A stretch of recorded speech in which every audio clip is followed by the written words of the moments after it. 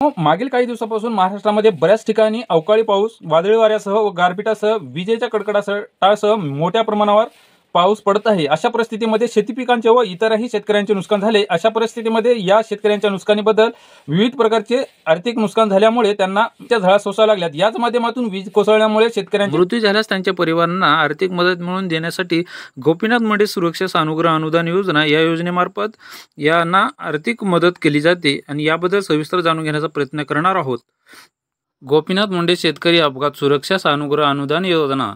शेती व्यवसाय करताना नैसर्गिक आपत्तीमुळे होणाऱ्या अपघाताच्या प्रसंगी शेतकऱ्यांना या योजनेतून आर्थिक मदत दिली जाते. मदतीचे स्वरूप: अपघाती मृत्यू, 2 डोळे अथवा 2 हात किंवा 2 पाय, 1 डोळा 1 हात किंवा 1 पाय निकामी झाल्यास 2 लाख, 1 डोळा अथवा 1 हात 1 पाय निकामी झाल्यास 1 लाख इतके सहाय्य दिले जाते. तर अपघातांच्या बाबी कोणकोणत्या आहेत त्या पाहूयात. रस्ता, रेल्वे अपघात, पाण्यात बुडून मृत्यू, जंतुनाशके हाताळताना विषबाधा, विजेचा धक्का बसल्यास झालेला अपघात, वीज पडून मृत्यू झाल्यास, सर्पदंश, विंचूदंश, नक्षलवाद्याकडून झालेली हत्या, जनावरांच्या हल्ल्याने चावल्याने जखमी व मृत्यू होल्यास ही बाब समावेश होतो. याच माध्यमातून अपघात झाल्यापासून 30 दिवसांच्या आत तालुका कृषी अधिकारी यांच्याकडे आवश्यक कागदपत्रासह प्रस्ताव सादर करणे आवश्यक आहे. यामध्ये हे बाबी महत्त्वाचे आहेत. त्यासाठी महाराष्ट्र शासन कृषी विभाग यांच्याकडून गोपीनाथ मुंडे शेतकरी अपघात सानुग्रह सुरक्षा अनुदान योजना यासाठी सन 2023-24 साठी प्रस्ताव व मुखपृष्ठ देण्यात आलेले आहे. त्यामध्ये कोणकोणत्या बाबीचा समावेश आहे त्यामध्ये अपघातग्रस्त शेतकऱ्यांचे संपूर्ण नाव, संपूर्ण पत्ता व पत्रव्यवहारासाठी देण्यात आलेला संपूर्ण पत्ता जो स्थायी असतो तो, आणि अपघाताचा दिनांक, मृत्यू झाल्यास मृत्यूची नोंद करणे व कशा पद्धतीने झाले हेही नोंद करणे, आणि अपघाताचे कारण काय आहे तेही नोंद करणे. त्याचनंतर अपघातग्रस्तांचे वय काय होते ते यामध्ये सविस्तर नोंद करणे. त्यानंतर अपघाताचा प्रकार काय आहे त्यामध्ये मृत्यू होणे किंवा अपंगत्व येणे अशा पद्धतीने. त्याचनंतर अपघाताचे कारण काय आहे, नेमकं ॲक्सिडेंट झालेले असणे किंवा विजेचा धक्का किंवा वीज कोसळून अशा प्रकारच्या विविध, सर्पदंश होऊन अशा प्रकारचे विविध कारण असू शकते. त्याचनंतर अर्जदारांचे वारस कोण असणार आहेत, मुलगा, पत्नी व आई यासारखे कोणीही असू शकते. त्यासाठी त्यांचे नाते काय आहेत, अपघातग्रस्तांशी त्यांचे नाते काय आहेत, पत्नी आहे का, आई आहे का, मुलगा आहे, असे त्यांचे नाते काय आहेत. त्याच्यानंतर वारसदारांचा संपर्क क्रमांक असणे गरजेचे आहे. तेथे त्यांचा मोबाईल नंबर देणे गरजेचे आहे. त्याच्यानंतर कृषी पर्यवेक्षकांचे नाव व कार्यक्षेत्र, ते कोणत्या तालुक्यात आहेत आणि कोणत्या गावांचे, त्यांचा एरिया काय आहे आणि त्यांच्या नावानिशी कार्यक्षेत्र येथे टाकणे गरजेचे आहे.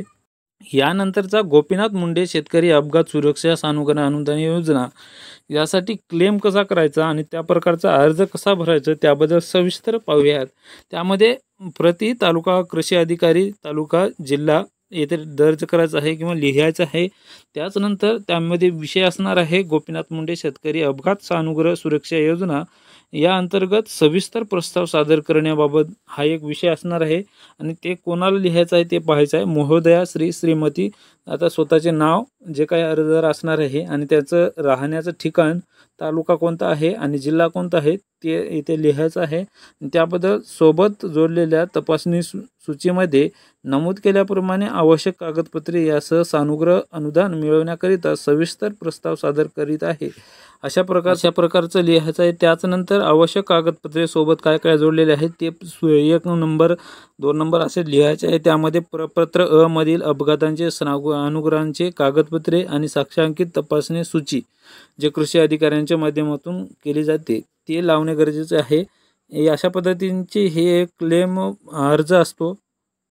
त्यानंतर सोय घोषणापत्र द्यायचं आहे. त्यामध्ये गोपीनाथ मुंडे शेतकरी अपघात सानुग्रह सुरक्षा अनुदान योजना यासाठी सोय घोषणा नामांकनासाठी सोय घोषणापत्र नमुना 1 असं लिहायचं आहे. त्यामध्ये मी खाली सही करणार याच्यासमोर आपले स्वतःचे नाव, जे काही अपघातग्रस्त असणार आहे त्याचं नाव किंवा वारसदारांचे नाव, राहणाराचे ठिकाण, तालुका, जिल्हा, वय आणि आधार क्रमांकासह ते देणे गरजेचे आहे. आणि त्याचा व्यवसाय काय आहे या देणे योग, आणि त्याचबरोबर घोषित करतो की यासमोर ते द्यायचं आहे आणि त्यांचे नाव टाकून दिनांक कोणत्या तारखेला झालेले आहे आणि गाव, तालुका, जिल्हा या अपघातांचे जे काही कारण आहे ते लिहून यासाठी गोपीनाथ मुंडे अपघात सुरक्षा अनुग्रह योजनेसाठी लाभ मिळावा असा अर्ज करायचा आहे। त्यासाठी अशा सर्व बाबींचा उल्लेख करून वरील घोषणापत्रामध्ये जे काही बाबी दिल्या आहेत त्यासाठी मी स्वतः जबाबदार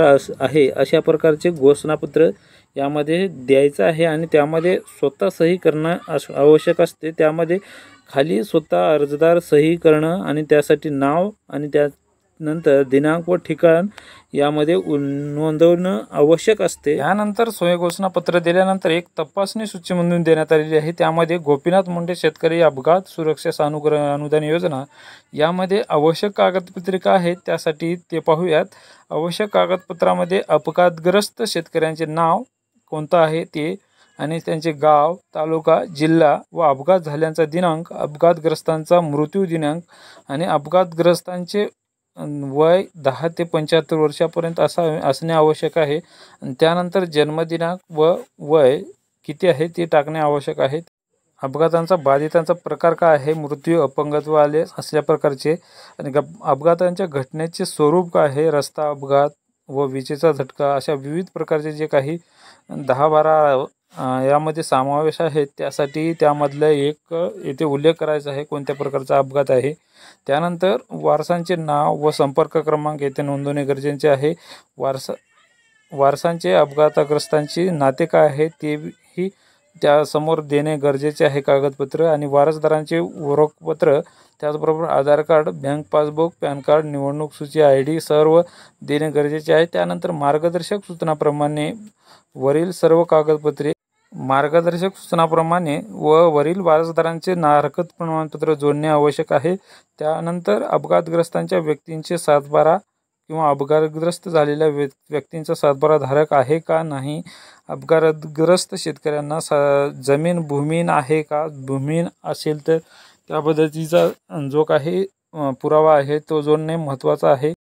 त्याचनंतर 6 आहे का, मृत्यूंचा दाखला, अपंगत्वाचा दाखला आहे का, FIR खबरी जबाब आहे का, घटनास्थळांचा पंचनामा, पोलीस पाटीलांची माहितीचा अहवाल आहे का, इफेक्ट मरणांचा पंचनामा आहे का, पोस्टमॉर्टम रिपोर्ट आहे का, वैधता परवाना आवश्यक असणे आवश्यक आहे। त्याचनंतर अपंगत्व असल्यास प्रमाणपत्र व फोटो देणे गरजेचे आहे। त्यासाठी शिधापत्रिका, रेशन कार्ड हेही कागदपत्र लावणे, अर्जदारांचे सोय घोषणापत्र देणे गरजेचे आहे। सर्व कागदपत्र पूर्ण झाल्यास लाभ देण्यासाठी पात्र आहे का, असल्यास द्यावयाची लाभांची रक्कम काय आहे तेही कागदपत्रामध्ये सूचनेप्रमाणे देणे गरजेचे आहे। कागदपत्र अपूर्ण असल्यास त्या बाबी जे कागदपत्र नाही त्यांचा कारण व पुरावा देणे गरजेचे आहे। त्यानंतर इतर कागदपत्रे, बँक पासबुक, झेरॉक्स ह्या सर्व बाबी देणे गरजेचे आहे। त्यानंतर समोर नाव व स्वाक्षरी अर्जदार, गाव आणि त्यानंतर नाव, स्वाक्षरी मंडळ अधिकारी व कृषी अधिकारी,